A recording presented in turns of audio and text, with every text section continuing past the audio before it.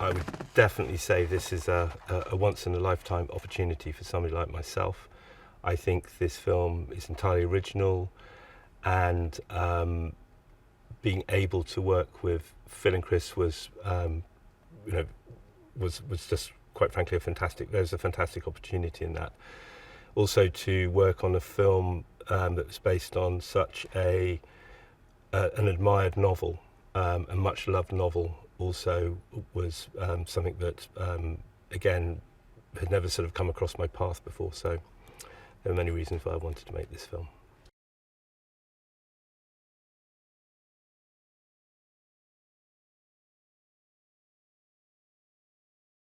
Phil and Chris always want to understand what something is, and I think that is another very important part of what we've been trying to do on this film, is to explain the engineering as such. And from that comes a sort of, I hope, a level of authenticity and interest in what we're doing.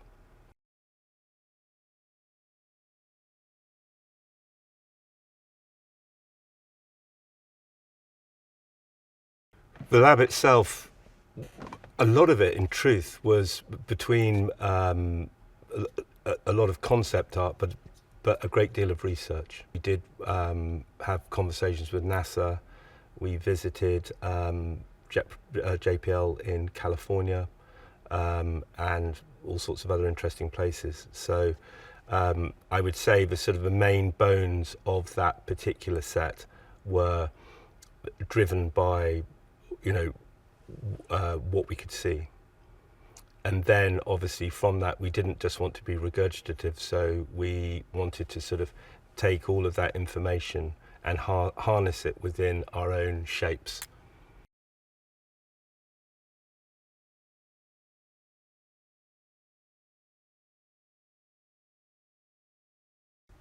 When I first came on this film, that was actually one of the first things that Phil and Chris actually spoke to me about, was the subject of colour. And they wanted for it not to feel in any way acrid or too monochromatic, yeah? And often that can be the way, not always, but that can be sort of the way with science fiction. So they wanted to find the colour in space, I suppose.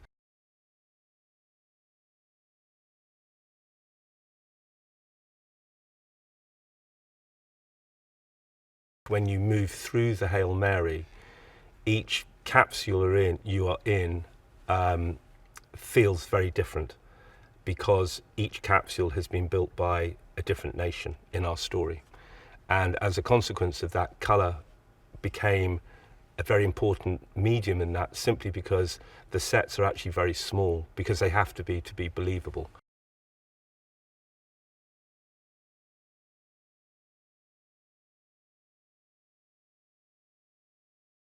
What we tried to do was not to make everything in hard surfaces, and what I mean by that is sort of essentially metallic surfaces. We wanted to try and make the experience of being in the Hail Mary soft in areas, hard in others. So we used fabrics a lot. Fabrics, in fact, became our walls.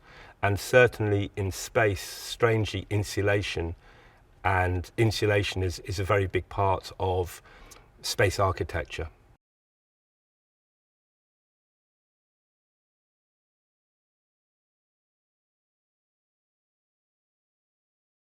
So working alongside the stunt department was kind of a relationship by which we would produce a set. The stunt team would then rehearse within the set and then come back to us with the things that they needed to do to make the set works. Ultimately, it's really a question with these type of heavily engineered sets of making a lot of it come apart for camera. So you're dealing with wire work, you're dealing with hatches which become complex, you're dealing with various gravitational states. You often would have to take a set and rotate it 180 degrees because you wanted a different image from it. So it was sort of multifaceted, I suppose.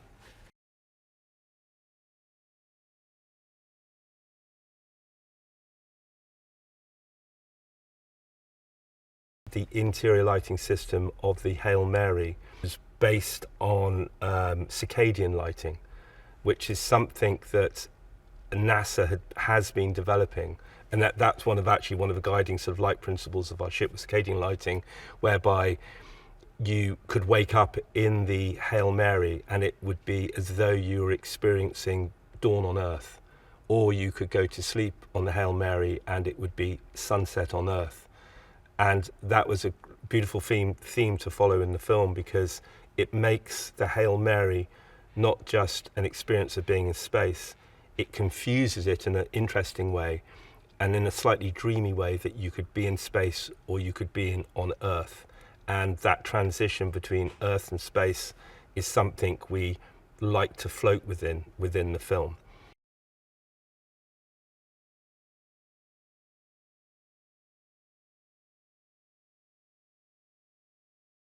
I had a great opportunity of talking to a lot of astronauts, for instance, on this film. Never done that before. And they told me some extraordinary sort of experiences and very spiritual experiences of being in the ISS and what light is like. And there was this one astronaut I remember who said to me, and we were talking about lighting, he said to me, I asked him whether he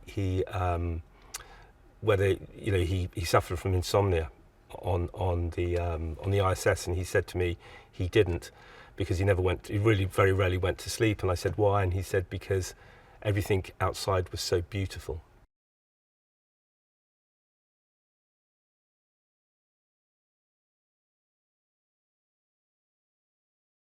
Each one of these sets is quite like a chameleon.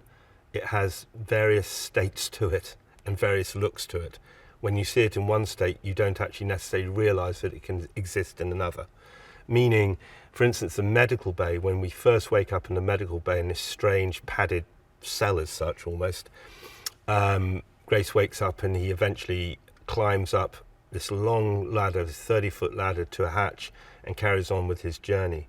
We come back to the medical bay later and we realise it's actually a dormitory, and rather than being a vertical set, it's now become a horizontal set. And the beds that we find the astronauts first in have reorientated themselves. So we had to work out not only how to build the set as a vertical set and make it shootable, but also then how to turn the set over, how to reorientate the beds and make it a horizontal space.